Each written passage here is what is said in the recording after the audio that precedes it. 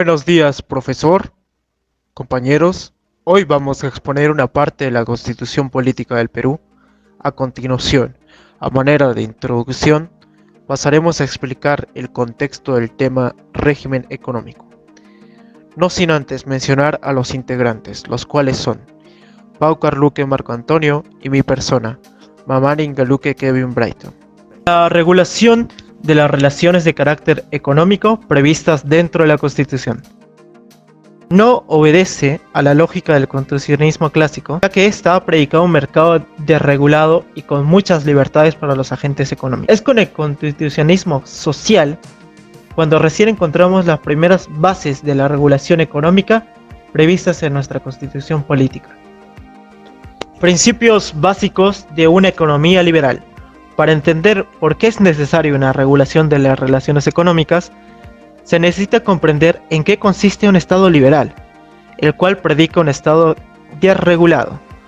Un Estado liberal garantiza la seguridad interna por medio de la policía, el ejército y obras públicas, para dar libertad y garantías a las personas, que se puedan plasmar en los siguientes principios básicos: la propiedad privada, el mercado libre, la libre competencia y la libertad de elección. Estos cuatro principios serán explicados y explayados en los siguientes artículos que se mencionarán. Continuando con la explicación, abarcaremos el capítulo 4 del régimen tributario y esto abarca desde el artículo 74 hasta el 82, donde veremos cuáles son los conceptos y algunos principios que nos brinda este capítulo para una mejor interpretación de dichos artículos. Artículo 74. Principio de legalidad. Aquí se establece que los tributos se crean, modifican o derogan exclusivamente por ley o un decreto legislativo, exceptuando los aranceles y las tasas, las cuales se regulan mediante decreto supremo. Los gobiernos locales también tienen las mismas facultades en cuanto a tasas o exoneraciones de las mismas. Claro que dentro de una jurisdicción, las leyes de presupuesto no pueden contener normas sobre materia tributaria.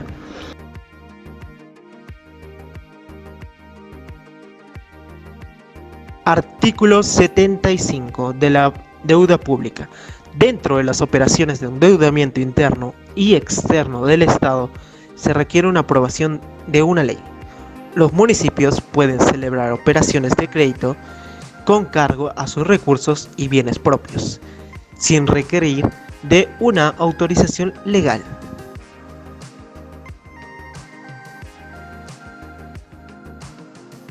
Artículo 76. Obligatoriedad de la contrata y licitación pública. La ley establece el procedimiento, las exceptuaciones y las respectivas responsabilidades, las obras y la adquisición de suministros con utilización de fondos o recursos públicos que se ejecutan obligatoriamente por contratación y licitación pública, así como también la adquisición o la enajenación de bienes.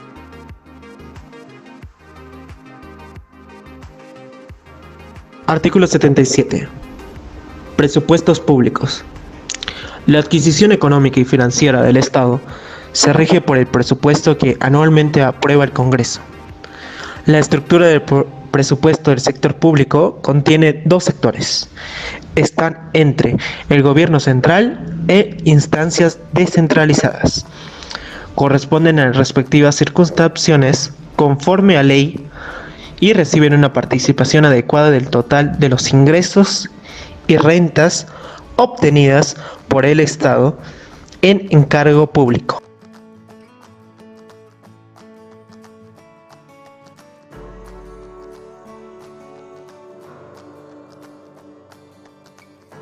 Artículo 78.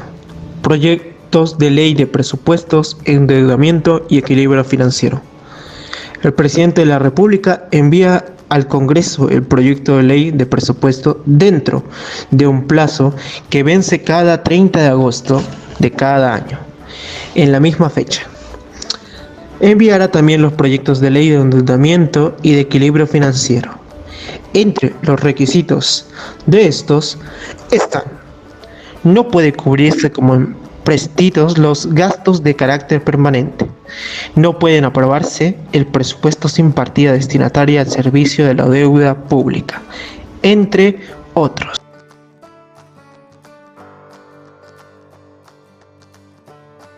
Artículo 79.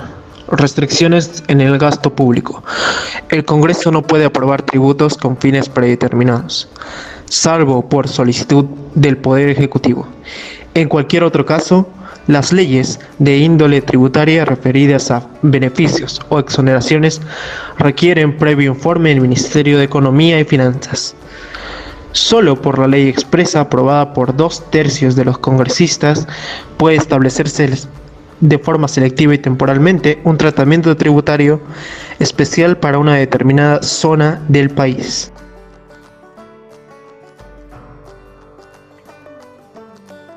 Artículo 80. Sustentación del presupuesto público.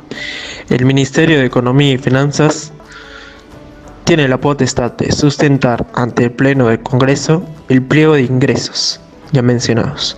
Asimismo, cada ministro sustenta los pliegos de egresos de su respectivo sector, teniendo una preparación, sanción y una publicación dentro de una ejecución, el cual da un control de la ejecución, donde la fiscalización y verificación del uso correcto de los gastos a través de la Contraloría.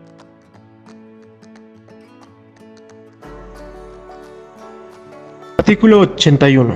La Cuenta General de la República. Se hace un informe en el plazo que vence el 15 de noviembre de cada año en su respectiva ejecución. Se eleva el dictamen de la Comisión Revisora al Poder Ejecutivo para que éste promulgue un decreto legislativo que contiene la Cuenta General.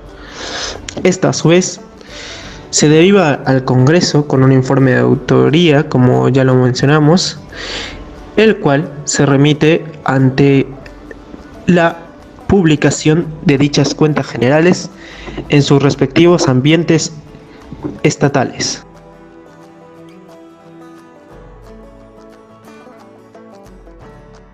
Artículo 82. La Contraloría General de la República. Es el órgano superior del Sistema Nacional de Control que supervisa la legalidad de la facultad de ejecución del presupuesto del Estado, de las operaciones de la deuda pública y de los actos de las instituciones sujetas al control. Estas derivan entre el Poder Directivo, que presenta entre sus funcionarios al Congreso una propuesta del Poder Ejecutivo cada 7 años. Capítulo 5. De la moneda y la banca. Este capítulo abarca desde el artículo 83 al 87.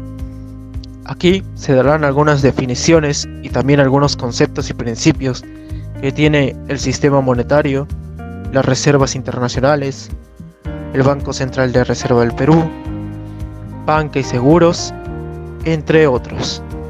Sistema monetario. La ley determina el sistema monetario de la República. La emisión de billetes y monedas es facultad exclusiva del Estado. La ejerce por intermedio del Banco Central de Reserva del Perú. Banco Central de Reserva del Perú. La finalidad del Banco Central es preservar la estabilidad monetaria. Entre sus funciones son regular la moneda y el crédito del sistema financiero, administrar las reservas internacionales a su cargo y las demás funciones que señala su ley orgánica. El banco informa al país exacta y periódicamente sobre el estado de sus finanzas nacionales, bajo responsabilidad de su directorio. Reservas internacionales. El banco puede efectuar operaciones y celebrar convenios de créditos para cubrir desequilibrios transitorios en la posesión de las reservas internacionales. Requiere autorización por ley cuando el monto de tales operaciones o convenios supera el límite señalado por el presupuesto del sector público, con cargo de dar cuenta al Congreso, directorio del Banco Central de Reserva. Todos los directores del banco son nombrados por el periodo constitucional que corresponde al presidente de la República. No representan a entidad ni intereses en particular en algunos de estos miembros. El Congreso puede removerlos por falta grave. En caso de remoción, los nuevos directores completan el correspondiente periodo constitucional. Superintendencia de Banca y Seguros. La Superintendencia de Banca y Seguros ejerce el control de las empresas bancarias y, como se le mencionó, de seguros, de las demás que reciben depósitos del público y de aquellas otras que realizan operaciones conexas o similares, la cual determine la ley. Es decir, la ley establece la organización y la autonomía funcional de la Superintendencia de Banca y Seguros. El Poder Ejecutivo designa al Superintendente de Banca y Seguros por el medio correspondiente a su periodo constitucional.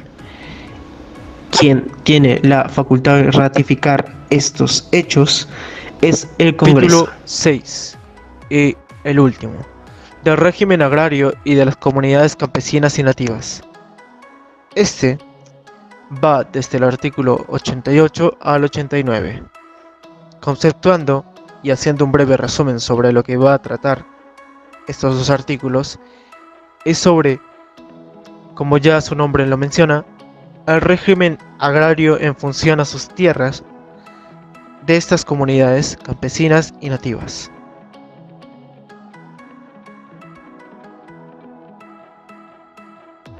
Comunidades campesinas y nativas. Estas tienen la existencia legal y son personas jurídicas. Son autónomas en su organización, en el trabajo comunal y en el uso y la libre disposición de sus tierras, así como en lo económico y administrativo, dentro del marco que la ley establece.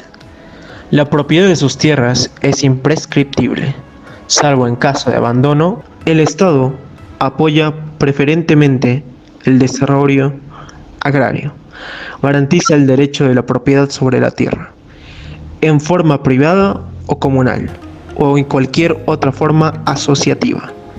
La ley puede fijar los límites y la extensión de dicha tierra, según las peculiaridades de cada zona. Las tierras abandonadas, según previsión legal, pasan al dominio del Estado para su adjudicación en venta. A manera de conclusión sobre el tema, podemos decir que el régimen económico se conceptualiza en 4 puntos.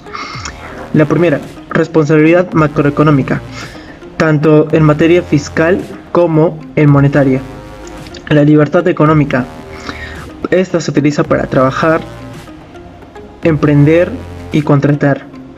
La democracia e instituciones, estas tienen que tener una correcta función para combatir algunos problemas que tenemos sobre nuestra democracia, como ya es mencionado en este punto, tanto en problemas de corrupción u otro caso que involucre algún acto de mala fe.